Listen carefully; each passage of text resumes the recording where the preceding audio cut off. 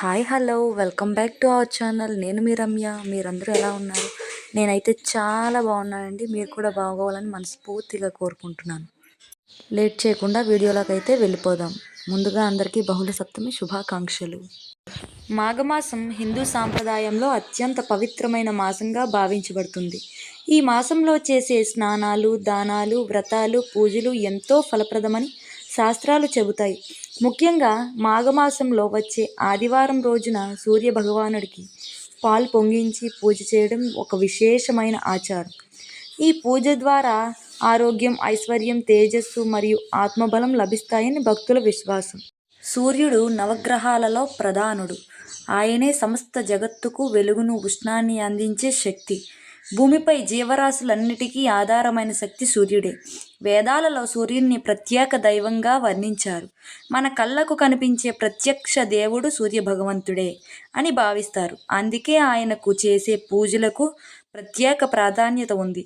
ఆదివారం సూర్యునికి అంకితమైన రోజు కావడంతో ఆ రోజున చేసే ఆరాధన మరింత శుభ ఫలితాలను ఇస్తుంది. మాఘమాసంలో ఆదివారం నాడు ఉదయాన్నే స్నానం చేసి శుభ్రమైన వస్త్రాలు ధరించి పూజకు సిద్ధమవుతారు. ఇంటి ముందు లేదా గుడిలో సూర్య భగవంతుడి ప్రతిమను లేదా చిత్రాన్ని ఉంచి పూజ చేస్తారు. ఈ పూజలో ముఖ్యమైనది పాలు పొంగించడం. పాలు పవిత్రతకు, సాత్వికతకు, సమృద్ధికి ప్రతీక. పాలు పొంగించడం అనేది ఇంట్లో ఐశ్వర్యం పెరగాలని, కుటుంబంలో ఆనందంతో వెల్లివిరియాలని సూచిస్తుంది. పాలు పొంగించే సమయంలో ఓం సూర్యనారాయణాయ నమః, ఓం ఆదిత్యాయ నమః, ఓం భాస్కరాయ నమః వంటి సూర్య మంత్రాలను జపిస్తారు. పాలు పొంగించిన తర్వాత వాటిని సూర్య భగవంతుడికి నైవేద్యంగా సమర్పిస్తారు. అనంతరం ఎర్రని పువ్వులు, అక్షతలు, కుంకుమ, గంధం అర్పించి దీపారాధన చేస్తారు. సూర్యుడికి ఎరుపు రంగు ఎంతో ప్రీతికరమైనది కావడంతో ఎర్రని వస్త్రం లేదా పుష్పాలు సమర్పించడం శుభప్రదంగా భావిస్తారు. ఈ పూజ వెనుక ఉన్న ఆధ్యాత్మిక అర్థం ఎంతో లోతైనది. పాలు పొంగడం అంటే మనసులో శుభగుణాలు వికసించడాన్ని సూచిస్తుంది.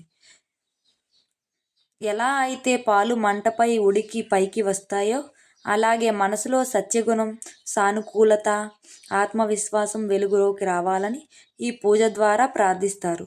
సూర్య భగవంతుడు తేజస్సు, దైవత్యానికి, ఆరోగ్యానికి అధిపతి కావడంతో ఆయన కృప వలన శరీర బలం, మానసిక స్థిరత్వం పెరుగుతాయని నమ్మకం. మాఘమాసంలో ఈ పూజ చేయడం వల్ల పూర్వ జన్మ పుణ్యఫలం వస్తాయని విశ్వసిస్తారు. ఈ పూజ తర్వాత పాలు లేదా ఇతర వాటితో చేసిన ప్రసాదాన్ని కుటుంబ సభ్యులతో పంచుకోవాలి. నిజంగా సూర్యుని తేజస్సు మన జీవితాల్లో ప్రకాశించాలని కోరుకోవడమే ఈ పూజ యొక్క అసలైన ఉద్దేశ్యం.